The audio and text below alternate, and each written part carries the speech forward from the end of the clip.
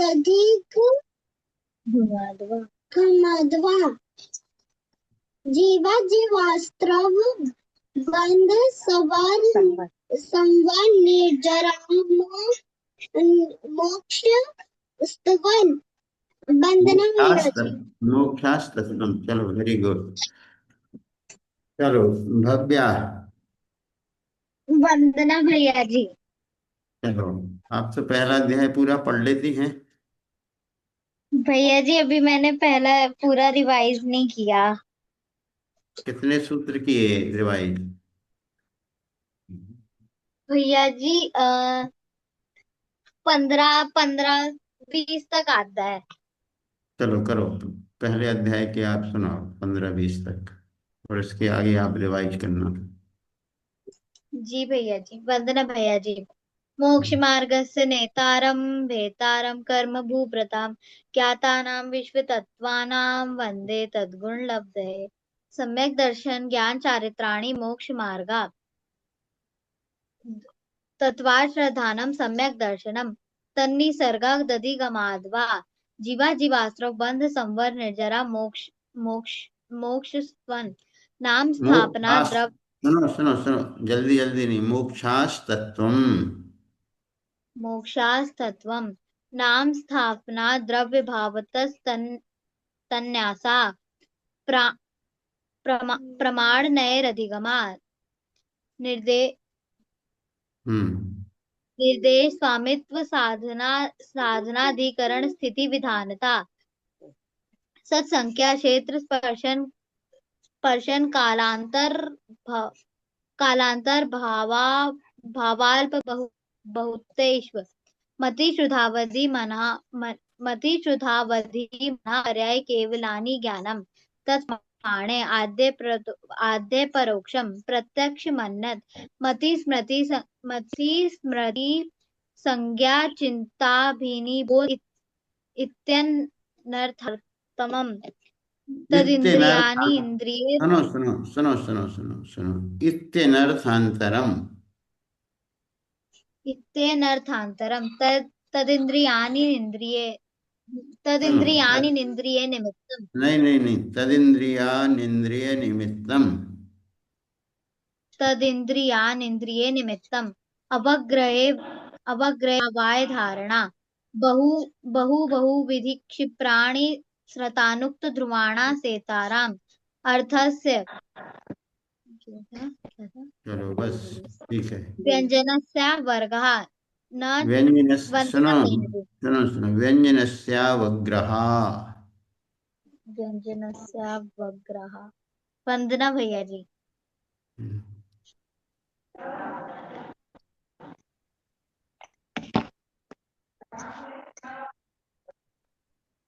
चलो प्रेरणा जी, तीर्थ हैं क्या कक्षा में? बनना भैया जी। जी है। चलो दूसरे अध्याय के सूत्र को पढ़ करके सुनाएंगे तीर्थ जन।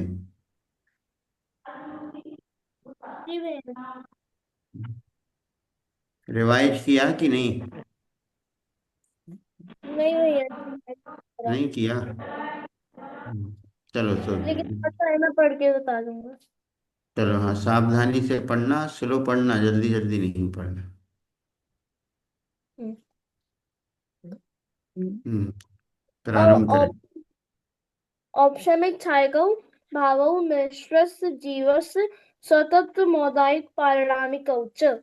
मौदयिक, मौदायिक नहीं, मौदयिक। मौदयिक पारिणामिकौ च आराम से पढ़ो।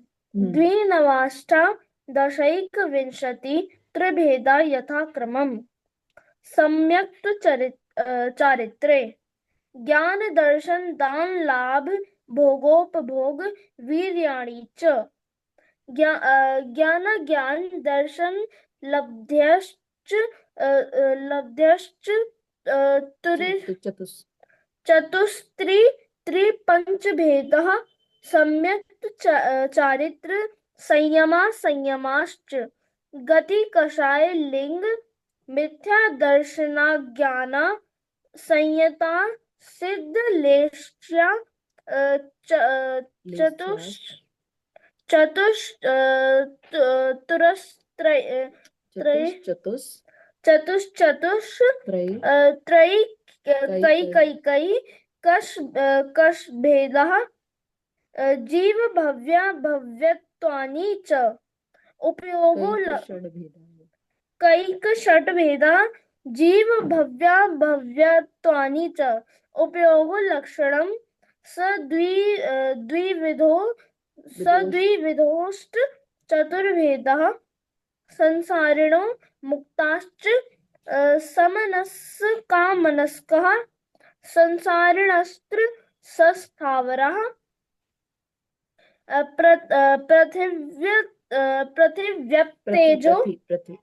पृथिव्यप्तेजो वायु वनस्पतयः स्थावरः द्विन्द्रियादयस्त्रसः पंचेन्द्रियाणि द्विविधानि निवृत्त्युपकरणे द्रव्येन्द्रियं लब्ध्युपयोगौ भावेन्द्रियं स्पर्शन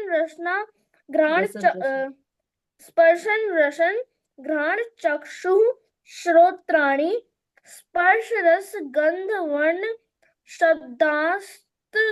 शब्दास्तदर्थः श्रुतमानेन्द्रियस्य वनस्पत्यन्तानामेकं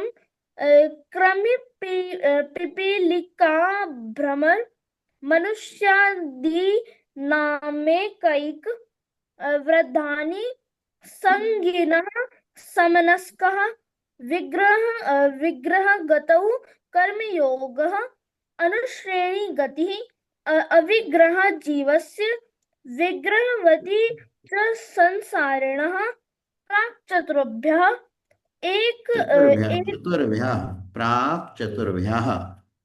प्राक्चतुर्भ्यः एक समया विग्रह एकं द्वौ त्रीन् वानाहारकः सम्मूर्छन गर्भोपपादा जन्म सचित शीत संवृत्तः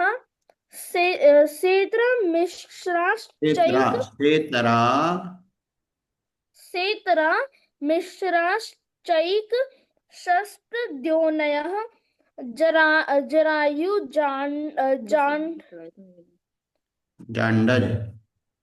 जरायुजांडज जपोतानां गर्भा बस इसी अलम जपो नहीं बोलना जरायुजांडज पोतानाम गर्भाः जरायुजांडज पोतानां गर्भः। चलो आज यहीं से चलना है। कल अपन ने योनियों के भेद समझे थे। योनि कहते किसे हैं? जीवों की उत्पत्ति स्थान को योनि कहते हैं। जहाँ से जीव जन्म लेता है उस आधार विशेष का नाम योनि है। योनि अपन ने तत्वार सूत्र के 32 नंबर के सूत्र में 9 प्रकार की योनि समझी थी। सचित योनि, शीत योनि, समृत योनि। सचित योनि वो कहलाती, चेतना सहित योनि को सचित योनि कहा जाता है। शीत योनि, शीत स्पर्श युक्त योनि को शीत योनि बोलते हैं। समृत योनि मतलब जो किसी के देखने में नहीं आती है, ऐसी जो ढकी हुई योनि होती है उसको समृत योनि बोलते हैं। सेतरा का मतलब है इतर सा आने, इसके प्रतिपक्षी से सहित। सचित का प्रतिपक्षी अचित मतलब ऐसी योनि चेतना रहित उत्पत्ति स्थान को अचेतन योनि कहते हैं। उष्ण योनि, उष्ण स्पर्श से युक्त स्थान को उष्ण योनि बोलते हैं। विव्रत, खुली हुई स्थान विशेष को विव्रत योनि बोलते हैं। फिर इनका मिश्र लगाओ, मतलब एक स्थान आपस में इनका मिश्रण कर दो, सचित अचित्त, तो सचित्ताचित्त कहलाएगी। शीत उष्ण, शीतोष्ण कहलाएगी। समृत विवृत, समृत विवृत कहलाती है। इस प्रकार 9 प्रकार की योनि बतलाई। अब आज बताते हैं गर्भ जन्म के स्वामी, क्योंकि 3 प्रकार के जन्म भी बतला दिए थे। सम्मूर्छन, गर्भोत्पादा, जन्म। अभी बतलाया जा रहा है कि भाई किस जन्म के स्वामी कौन है, अर्थात किन जीवों का कौन सा जन्म होता है। आज अपन 33 नंबर के सूत्र से विषय को आगे बढ़ा रहे हैं। जरायुजांडज पोतानाम गर्भः, जरायुजांडज पोतानाम गर्भः, जरायुज अंडज और पोताना माने पोत। जरायुज जीव कहलाते हैं, अंडज जीव कहलाते हैं और पोत कहलाते हैं। इन तीनों का गर्भा अर्थात गर्भ जन्म होता है। इन तीनों को समझते हैं। गर्भ जन्म के स्वामी कौन हैं? जरायुज, अंडज और पोतज या पोत, इन तीनों प्रकार के जीवों का गर्भ से जन्म होता है। जरायुज वो कहलाते हैं जन्म के समय जिस प्राणी के शरीर के ऊपर एक जर अनेक थैली सी खोल सी लिपटी रहती है। गाय वगैरह जब प्रसूति करती हैं, उनका जो बछड़ा रहता है उसके शरीर पर क्या लगी रहती है? एक जर लगी रहती है, एक जाली सी लगी रहती है। वो जरायु जीव कहलाते हैं। उसी को जेर बोलते हैं, उसे जरायु भी कहते हैं। और गाय भैंस मनुष्य वगैरह सबके शरीर पर वो जर लिपटी रहती है। गाय उसको चाट चाट करके उसको खत्म कर देती है। तो वो भी गर्भ जन्म वाले जीव हैं। अंडज वो कहलाते हैं जो जिनके ऊपर एक आवरण बना रहता है, खोल सा बना रहता है, उसके अंदर जीव रहता है, वो अंडज जीव कहलाते हैं। जो मुर्गी वगैरह जो अंडे देती हैं वो सब इसी में आती हैं। पोत जीव वो कहलाते हैं उत्पन्न होते समय जिस जीव पर किसी भी प्रकार का आवरण नहीं होता है, जो योनि से निकलते ही तुरंत चलने फिरने लगते हैं, दौड़ने लगते हैं। जैसे कि हिरण वगैरह के बच्चे रहते हैं। हिरण जब दौड़ती रहती, दौड़ते दौड़ते वो प्रसूति भी कर देती है, और उसका जो शिशु रहता है वह भी साथ में वो भी दौड़ने लगता है। ऐसा नहीं रहता है कि उसको 2-4 दिन तक उसको एक स्थान पर पड़ा रहता हो, धीरे धीरे उसके अंदर दौड़ने की शक्ति आती हो, नहीं। वो पूत जीव कहलाते हैं। शेर वगैरह के जो बच्चे रहते हैं, गाय वगैरह के तो क्या जरज के अंतर्गत आते हैं, मुर्गी वगैरह के अंडज में आते हैं, और शेर और हिरण वगैरह के जो शिशु रहते हैं वो पूत में आते हैं। तो ये तीनों प्रकार के जन्म वाले जीवों का गर्भ से जन्म होता है। गर्भ जन्म के स्वामी ये जीव हैं। अब आगे देवनारकाणाम उपपादः, देवनारकाणाम उपपादः, देवनारकाणाम उपपादा यानी उपपाद जन्म किनका होता है? देव और नारकियों का जो जन्म होता है वो उपपाद जन्म कहलाता है। बतलाया था कि जो उपपाद संज्ञाएं देवों में, स्वर्गों में उपपाद संज्ञाएं बनी रहती हैं। बेड ऐसे रहते होंगे, वहां पर उपपाद संज्ञाएं, और वहां पर वे लोग जन्म ले लेते हैं। और नारकियों के जो बिल बने रहते हैं, उन बिलों में ऐसी पोल टाइप के बने रहते हैं, वहां पर उनका जन्म होता है। तो ये उपपाद जन्म के अंतर्गत आते हैं। देवगति के जीवों का और नरक गति के जीवों का जो जन्म होता है वो उपपाद जन्म कहलाता है।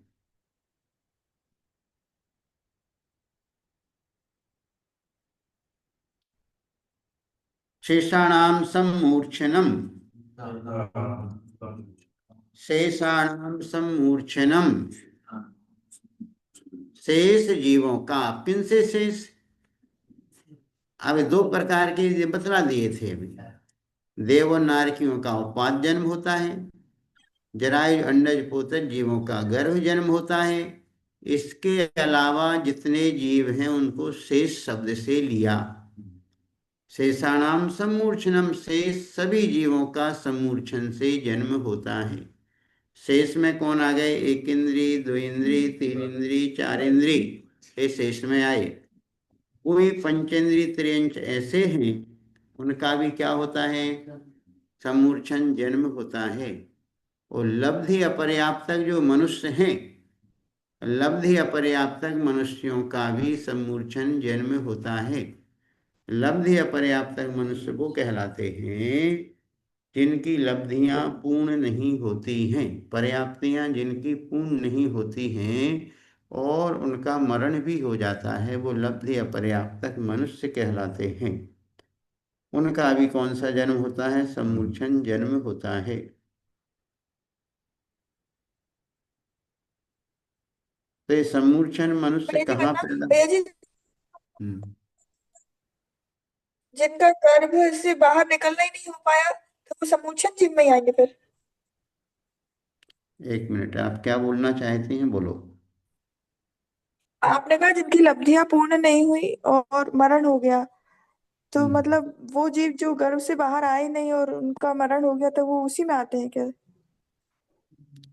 वो उसमें नहीं आएंगे। वो तो गर्भज के अंतर्गत आते हैं, वो तो गर्भ में पैदा हुए हैं, भले उनका मरण वहां पर हो गया, वो भी गर्भज ही कहलाएंगे। ये यहाँ पर सम्मूर्छन मनुष्य कहाँ होते हैं, तो इनके लिए बतलाया है कि कुछ स्थान विशेष होते हैं। जैसे स्त्रियों के कुछ स्थान विशेष हैं, अथवा चक्रवर्ती की पटरानी के अलावा शेष स्त्रियों के मलमूत्र आदि जो विष्ठा स्थान हैं, वहां पर इनकी उत्पत्ति होती है। चक्रवर्ती की पटरानी के अलावा, चक्रवर्ती की पटरानी के अलावा शेष जो स्त्रियां होती हैं, उन स्त्रियों के मलमूत्र आदि हैं, इन स्थानों पर इस मूर्छन मनुष्यों का जन्म होता है।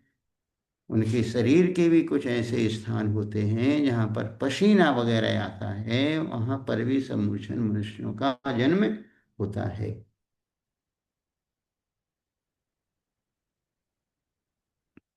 भैया जी, सम्मूर्छन जीव होंगे कि मनुष्य होंगे जो हाँ, अब जो यही उत्पत्ति? समझना, सुनो। हम्म।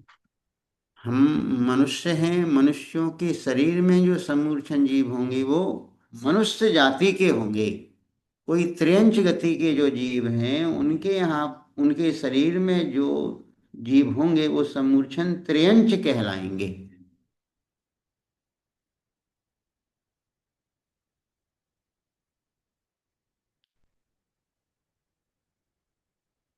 अब आगे 5 प्रकार के शरीर होते हैं। 5 प्रकार के शरीरों के नाम बतलाए जा रहे हैं। औदारिक, वैक्रियकाहारक, वैक्रियकाहारक, तेजस, कार्मणानि शरीराणि। औदारिक, वैक्रियकाहारक, तेजस, कार्मणानि शरीराणि।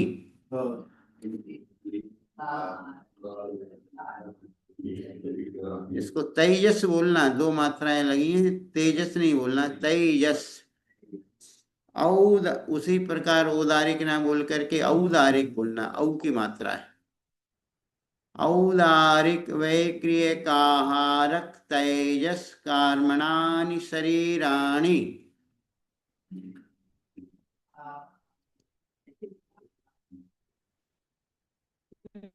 चलो आकर्षी, आप पढ़ करके सुनाओ, 36 नंबर का सूत्र है।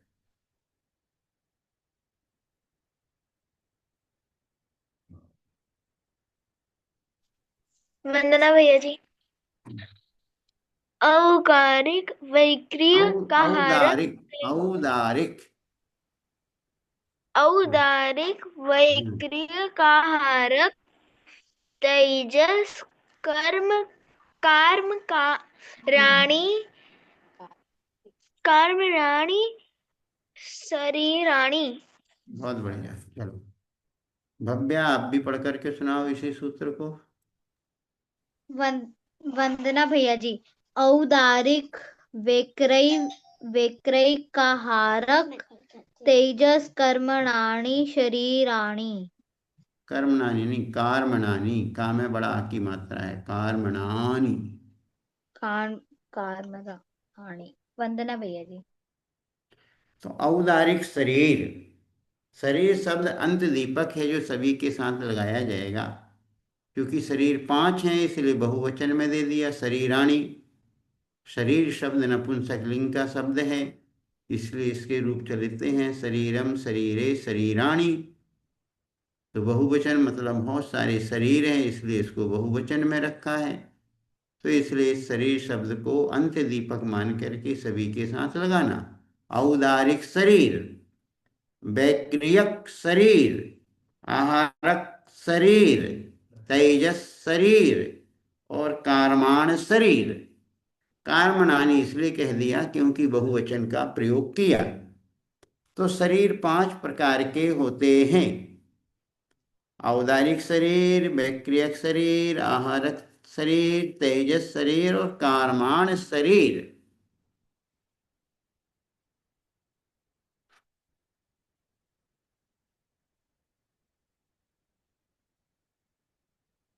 देखो, जीव संसार में जब भी रहेगा शरीर के आधार से ही रहता है।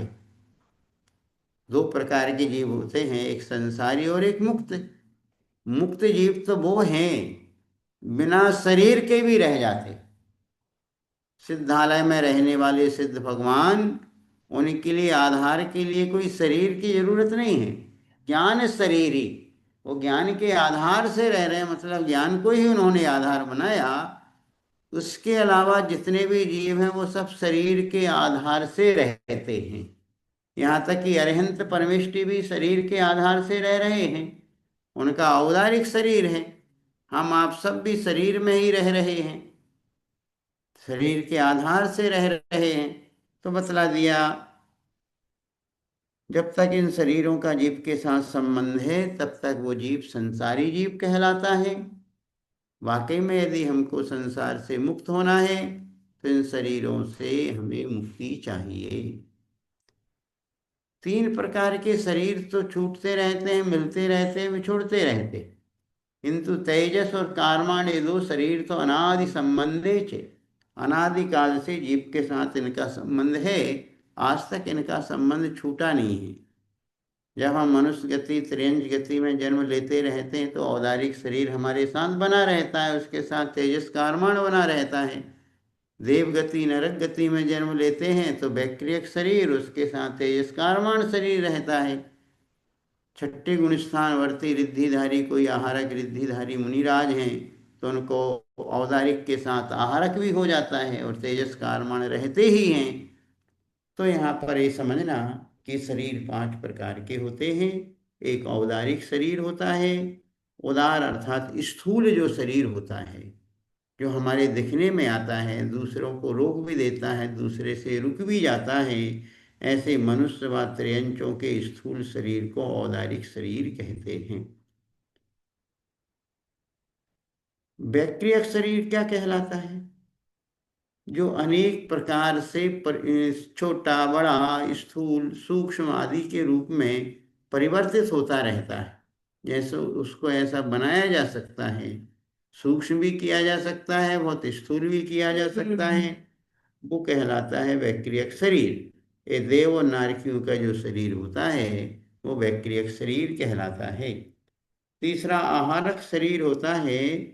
आहारक शरीर बहुत ही सूक्ष्म होता है, वो हमारे दृष्टिगोचर नहीं होता है, किंतु जब वो 6ठे गुण स्थानवर्ती जो मुनिराज होते हैं उनको अपने तत्व के विषय में, धर्म के विषय में कोई शंका उत्पन्न होती है, उसका समाधान जब नहीं मिल पाता है तो वह उनके शरीर के मस्तिष्क से एक हाथ का क्या निकलता है, पुतला निकलता है, सफेद रंग का पुतला निकलता है, वो आहारक शरीर कहलाता है।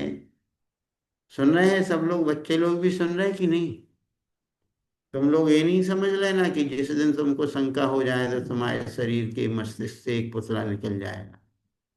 नहीं, भूवी कहेगी मम्मी से कि हमारे शरीर से जब पुतला निकले तो हमको बता देना। वो इस समय नहीं, चतुर्थ काल में जो रिद्धिधारी मुनिराज होते हैं, विशेष विशुद्धि के धारी होते हैं, बड़े ज्ञानी भी होते हैं, उसके बाद भी उनको यदि तत्व के विषय में कोई संदेह पैदा हो गया हो तो फिर क्या होता है, ऑटोमेटिक एक प्रक्रिया होती है, उनको करना नहीं पड़ती। और जिस समय उनके शरीर से पुतला निकलता है उनको भी मालूम नहीं पड़ पाता है कि कब निकला और कब गया वापस, कब वापस आ गया। इधर शंका का समाधान हो जाता है, वो जाता है सीधा समूह शरण तक जाता है, भगवान के समूह शरण में जाता है और भगवान से भी उसको पूछना नहीं पड़ता है। केवली अथवा श्रुत केवली के पाद मूल में जाते ही इसकी शंका का समाधान हो जाता है, वो रिटर्न आता है, वापस आता है और जिस रास्ते से गया था उसी रास्ते से वापस आकर के उन्हीं मुनिराज के मस्तिष्क में प्रवेश कर जाता है। वो आहारक शरीर कहलाता है। वो आहारक शरीर छठे गुण स्थानवर्ती मुनिराजों को होता है। तेजस शरीर, औदारिक आदि शरीरों में तेज मतलब कांति देने वाला, जिसके माध्यम से शरीर में तेज मिलता है, कांति मिलती है, वो तेजस शरीर कहलाता है। ये सभी जीवों के शरीरों में पाया जाता है तेजस शरीर। तेजस रिद्धि अलग है, तेजस शरीर अलग है और तेजस रिद्धि अलग है। क्योंकि वो तेजस शरीर दो प्रकार का होता है, एक अभिन्न तेजस और एक भिन्न तेजस। अभिन्न तेजस तो वो है जो संसारी जीव की सब अवस्थाओं में रहता है। हम आपके शरीर में जो कांति दिख रही है वो तेजस शरीर की वजह से दिख रही है, वो है अभिन्न तेजस, यानी भिन्न नहीं होता है। और एक भिन्न तेजस वो कहलाता है जो मात्र रिद्धिधारी मुनियों को ही होता है, वो भिन्न तेजस है दो।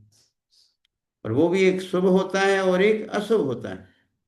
जो दाएं कंधे से निकलता है वो शुभ कहलाता है और बाएं कंधे से जो क्रोध आदि कषाय के वशीभूत होकर के निकलता है वो अशुभ तेजस कहलाता है। और एक होता है कारमाण शरीर, ज्ञानावरण आदि 8 कर्मों के समूह को ही कारमाण शरीर कहते हैं। मतलब कर्मों का जो पिंड है उसका नाम है कारमाण शरीर। ये 5 प्रकार के शरीर बतला दिए। अब इन शरीरों की विशेषता बतला रहे हैं। परम परम सूक्ष्मम, परम परम सूक्ष्म, परम परम सूक्ष्मम, परम परम कहते हैं वो शरीर आगे आगे, आगे आगे से मतलब औदारिक के बाद वैक्रियक, वैक्रियक के बाद आहारक, आहारक के बाद तेजस, तेजस के बाद कारमान। तो कहते हैं परम परम माने आगे आगे के शरीर, औदारिक के बाद आहारक लेना आगे वाला।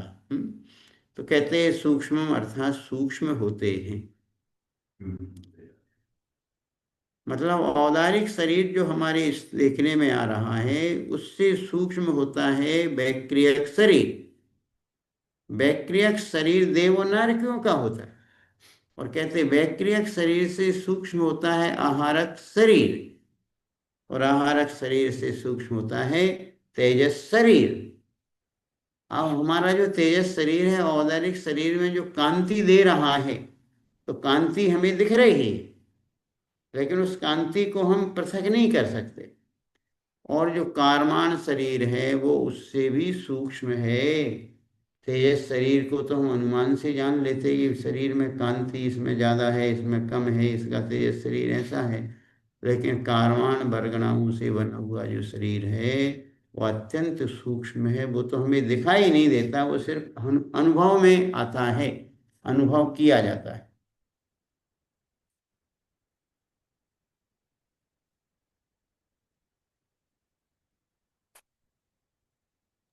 भैया जी सिद्ध भगवान तो इन 5 शरीरों से मुक्त हुए ना, वो ज्ञान शरीर ही कहे जाएंगे ना। बताए सिद्ध भगवान हैं, ये 5 प्रकार के शरीर से मुक्त हो गए हैं। पंचम गति को उन्होंने प्राप्त कर लिया है, 5 शरीरों से मुक्त हुए और पंचम गति के वो स्वामी बन गए।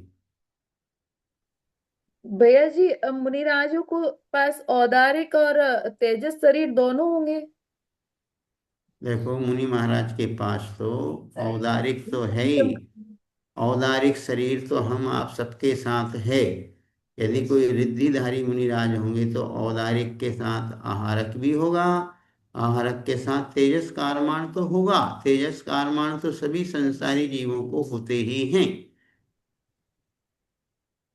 हमारे साथ भी औदारिक के साथ तेजस भी है, कारमाण भी है। आगे आकर के एक सूत्र आएगा, अभी बताएंगे कि कितने शरीर, अधिक से अधिक कितने शरीर हो सकते हैं। तदादीनि भाज्यानि पदे कस्या चतुर्भ्या, बताएंगे अभी। वंदना भैया जी। हाँ जी। भैया जी, कारमान शरीर सभी के पास होता है क्या? अरे सबके साथ है, और वो सबके साथ लगा है, उसी की वजह से हम संसार में रुके हुए हैं। बस सिद्ध भगवान रहित हैं उससे, कारमान शरीर से, कर्मों से रहित। अरिहंत जी भैया। भगवान के पास भी अभी है वो आघातिया कर्म रूपी, कर्म उनके साथ भी लगे हुए। कर्मों का जो भार अपन सब ढो रहे हैं, कर्मों जी के भैया भार, जी। कर्मों के भार को उतारने के लिए ही हमको परिग्रह आदि का त्याग करके मुनि व्रत धारण करना होंगे। तब हम कर्मों के भार को उतारने में सक्षम होंगे, पर एक दिन हम संपूर्ण कर्मों से रहित हो जाएंगे। सूत्र नंबर 38 है, प्रदेश तो संख्ये गुणम प्राप्त तेजसा, प्रदेश तो संख्ये गुणम प्राप्त तेजसा, प्रदेश तो अनेक प्रदेशों की अपेक्षा से, असंख्य